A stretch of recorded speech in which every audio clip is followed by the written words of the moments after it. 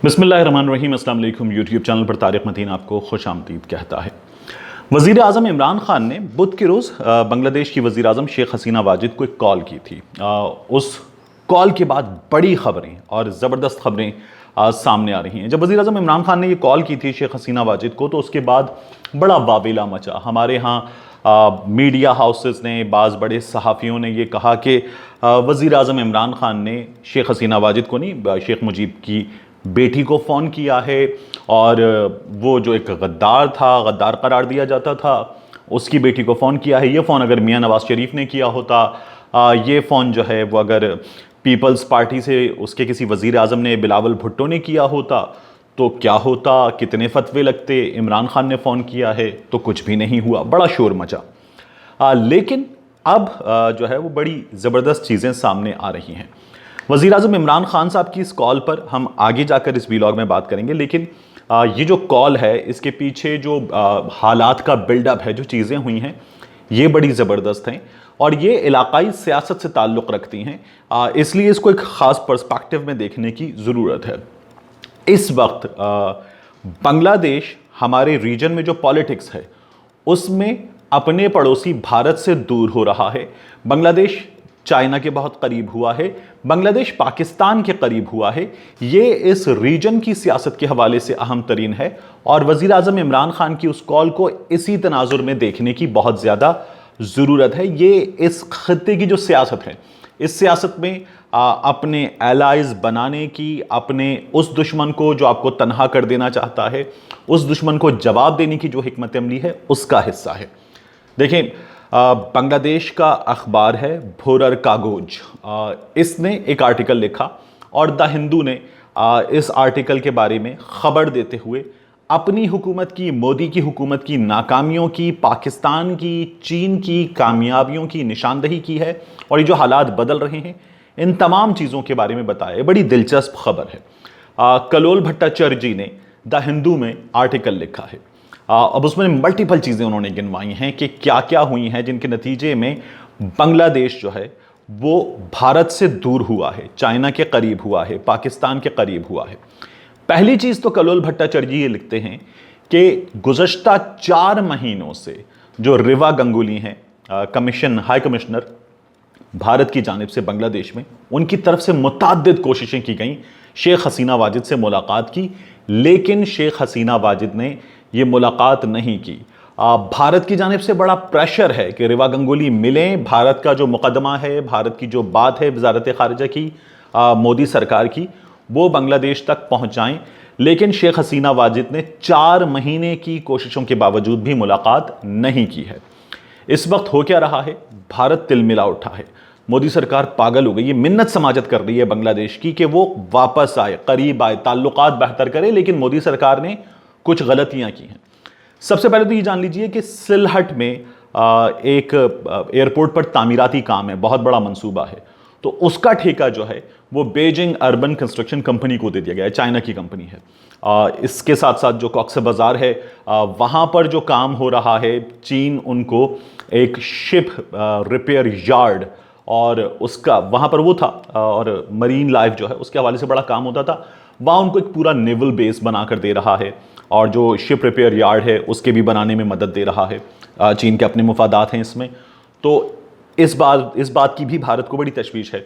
अब ये जो शिमाल मशरिकी एरिया है इंडिया का, इस एरिया में कंस्ट्रक्शन के इस प्रोजेक्ट का मिलना चीनी कंपनी को बड़ी तशवीश है भारत को इस पर, और भारत ने इस पर बाकायदा लिख कर बांग्लादेश से, ढाका से एहतजाज किया है, अपने कंसर्न्स शो किए हैं, लेकिन बांग्लादेश ने उनका जवाब भी नहीं दिया। अब इस प्रोजेक्ट के बाद भारत जो है उसने फिर ताज़ा कोशिशें की हैं, लेकिन शेख हसीना वाजिद जो हैं वो बांग्लादेश की हुकूमत इस वक्त भारत को लिफ्ट नहीं करा रही, ठेंगा दिखा दिया है भारत को उन्होंने तमाम तर कोशिशों के बावजूद। इसमें हुआ क्या है कि पाकिस्तान जो है वो सिफारती महाज पर खुलकर खेला है। नरेंद्र मोदी ने कहा था कि हम पाकिस्तान को तनहा करेंगे। वज़ीर आज़म इमरान ख़ान साहब ने कश्मीर का सफ़ीर बनने का फ़ैसला किया, उससे पहले ये कहा गया था, ये फ़ैसला उसके बाद जवाबन किया गया। तो पाकिस्तान ने सिफारती महाज पर, ख़ारिजा पॉलिसी के महाज पर अपने कार्ड्स बहुत अच्छे तरीके से खेले और पाकिस्तान ने जो है भारत के दोस्तों को भी भारत से, भारत की गलत पॉलिसीज की निशानदेही करते हुए दूर किया है। पाकिस्तान ने अपने दोस्तों को खित्ते में मजीद मजबूत किया है और इसके नतीजे में भारत तनहा हो रहा है। इन चीज़ों से घबराने की जरूरत नहीं। क्या हमें ये नज़र आता है कि जो बाज़ बड़ी टेक्नोलॉजी कंपनीज़ हैं उन्होंने भारत में जो जियो मोबाइल है उसमें सरमायाकारी की है, गूगल कुछ सरमायाकारी कर रहा है। ये इसलिए हो रहा है कि भारत 1 अरब 30 करोड़ से बड़ी आबादी है, बहुत बड़ी मार्केट है, तो वहाँ उनके लिए मौके हैं, ये कारोबारी मफादात हैं, ये कंपनीज़ की बुनियाद पर हैं जो कारोबार करने आएंगी। जब ये निकलती हैं तो ये सरमायाकारी जो है भारत को फ़ायदा देगी, लेकिन ये निकल भी जाती है। जिस तरह से आप बड़ी बड़ी कंपनीज़ पर बैन लगाएंगे, वो कंपनीज़ जब अपना सरमाया समेट कर निकलती हैं, उन कंपनीज़ को कुछ नुकसान होता है। यहाँ लोकल्स को कुछ बिजनेस मिला था, कुछ कारोबार मिला था, कुछ रोज़गार मिला था, उसका फ़ायदा होता है, लेकिन ये निकल जाती हैं। ये जो मुल्कों के दरमियान प्रोजेक्ट्स होते हैं, इन प्रोजेक्ट से इंफ्रास्ट्रक्चर डेवलप होता है, इन प्रोजेक्ट से आपकी अपनी जो तैयारी है खित्ते में आने वाली पॉलिसीज़ के हवाले से, हिकमत अमली के हवाले से, आपके अपने इंफ्रास्ट्रक्चर के बन जाने के बाद तो आपका मुल्क ऊपर उठता है। ये प्रोजेक्ट जो हैं ये देर पा होते हैं। इनकी कई दफ़ा जो साइज़ है, इनकी मालियत है, वो उतनी ही बड़ी होती है जितनी बड़ी कंपनीज़ की हो, लेकिन इनका मुल्कों को फ़ायदा होता है। तो ये जो चीज़ है, बांग्लादेश इस वक्त चाइना के करीब हुआ है, पाकिस्तान के करीब हुआ है, भारत से दूर हुआ है, उसकी बड़ी सर्टन रीजंस हैं। ये नरेंद्र मोदी ने सिटीजनशिप अमेंडमेंट एक्ट पास किया, इससे बांग्लादेश को जो है वो एतराज़ था। बांग्लादेश में वैसे ही जो रोहिंग्या मुसलमान हैं वो चिटागोंग के कैंप्स में हैं, बांग्लादेश पर प्रेशर है। इसके नतीजे में अगर कुछ और लोगों को बांग्लादेश जाना पड़ेगा तो उसका प्रेशर होगा। इस पर बांग्लादेश ने भी रिजर्वेशन जाहिर किए, पाकिस्तान ने भी रिजर्वेशन जाहिर किए, गो कि ये भारत का अंदरूनी मामला भी करार दिया जाता है, लेकिन जहाँ इंसानी हुकूक की बात हो वहाँ आलमी फोरम्स के सामने इनको उठाया जाता है। इस वक्त जो है ये प्रोजेक्ट हुआ, फिर इसके बाद आप देखिए कि BSF की जानिब से फायरिंग के जो वाक़यात हैं, जिनमें बांग्लादेश के फ़ौजियों के जो सरहद पर खड़े फ़ौजी हैं उनकी जानों के जाने के वाक़यात जो हैं, ये वाक़यात बढ़े हैं। तो ये तमाम वो सूरत हाल है जिसमें शेख हसीना वाजिद बांग्लादेश मोदी सरकार से दूर हुआ है। भारत ने कुछ अर्सा पहले कुछ तिजारती पाबंदियां लगाई बांग्लादेश पे, बांग्लादेश को एक्सपोर्ट रोकी बहुत सारी चीज़ों की, जिनमें प्याज भी शामिल थी। बांग्लादेश में एक बड़ा बहरान सा पैदा हुआ उस वक्त। पाकिस्तान ने उस वक्त बांग्लादेश को ऑफ़र की और पाकिस्तान ने बांग्लादेश की मदद की, ये मदद कबूल की गई। अब इसका नतीजा क्या हुआ है? रिसेंटली जो कोविड-19 से निमटने के लिए इमदाद की गई है भारत की जानिब से बांग्लादेश की, उस इमदाद के जवाब में मुल्कों के दरमियान सिफारतकारी में तो फौरी तौर पर होता है कि एक शुक्रिया का, एक तारीफ़ का लेटर फौरी तौर पर लिख दिया जाता है। ये सिफारती आदाब के साथ है और बता दिया जाता है कि आपने जो हमारी मदद की उसके लिए बहुत बहुत शुक्रिया। लेकिन बांग्लादेश की जानिब से उस इमदाद पर शुक्रिया या आपका ये एक अच्छा कदम है, ऐसा कोई लेटर तक नहीं लिखा गया। द हिंदू इस पर भी बहुत तशवीश जाहिर कर रहा है कि ताल्लुकात बहुत ख़राब हो रहे हैं।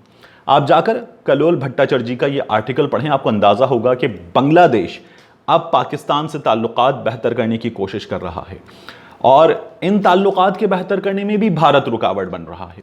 बांग्लादेश का जो क्रिकेट बोर्ड है वही चाहता है कि ताल्लुकात बेहतर किए जाएं और क्रिकेट के फ्रंट पर जो है दोनों मुल्क करीब आएं, लेकिन भारत इसमें भी रुकावट बन रहा है। BCCI बड़ा पावरफुल बोर्ड है, उसके पास बहुत पैसे हैं, तो वो अपने मनी मसल को यूज़ करते हुए बांग्लादेश को ये ताल्लुकात पाकिस्तान से कायम कर सके, इस चीज़ से भी रोक रहा है। तो ये जो मोदी की पॉलिसीज़ हैं, अपने इदारों को इस्तेमाल करते हुए, उन इदारों को जिनको सियासत में नहीं भी पढ़ना चाहिए, इस्तेमाल करते हुए अपने खित्ते के मुल्कों को दबाने की, इन पॉलिसीज़ का नतीजा क्या निकल रहा है कि तमाम खित्ते के वो ममालिक जिन्हें भारत को इस रीजन का एक बहुत बड़ा मुल्क होते हुए साथ लेकर चलना चाहिए था, कम से कम सार्क का सबसे बड़ा मुल्क होते हुए साथ लेकर चलना चाहिए था, आगे लेकर बढ़ना चाहिए था, लीड करना चाहिए था, वो तमाम मुल्क भारत से दूर हो रहे हैं और चाइना जो है वो इन्हें करीब कर रहा है। चाइना ने नेपाल को इजाज़त दी है कि हमारी बंदरगाहें इस्तेमाल करें, अपनी तिजारत करें, आपको इंडिया पर डिपेंड करने की ज़रूरत जो है वो नहीं रहेगी।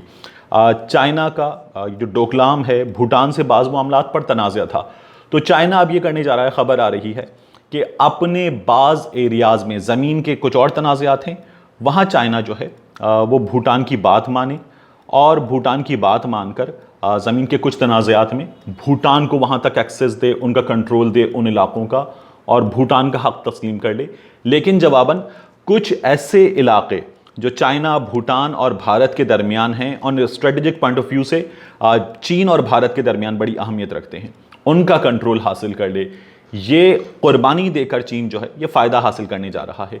ये सब कुछ नरेंद्र मोदी की जो पॉलिसी है उस पॉलिसी की नाकामी की वजह से हो रहा है, क्योंकि नरेंद्र मोदी लीड करने के बजाय तमाम मुल्कों को दबाना चाहते थे, इसलिए आज उन्हें ये दिन देखना पड़ रहा है। तो इमरान खान साहब जो हैं उनकी हिकमत अमली कामयाब थी और ख़त्ते की सियासत के पस मंज़र में थी, जिसको हमारे बहुत सारे नफ़रत करने वाले मीडिया ग्रुप्स ने समझने की जहमत नहीं की है। इसीलिए मैं हमेशा बार बार कहता हूँ कि आप मुल्की मामलात पर, हुकूमत की नाकामियों पर बात कीजिए, लेकिन जहाँ पाकिस्तान की बात है, जहाँ सियासत को छोड़ दीजिए और पाकिस्तान को लेकर आगे चलिए, ये पॉलिसी होनी चाहिए, वहाँ इससे इन्हिराफ मुमकिन नहीं है। मिलते हैं आपसे अगले व्लॉग में।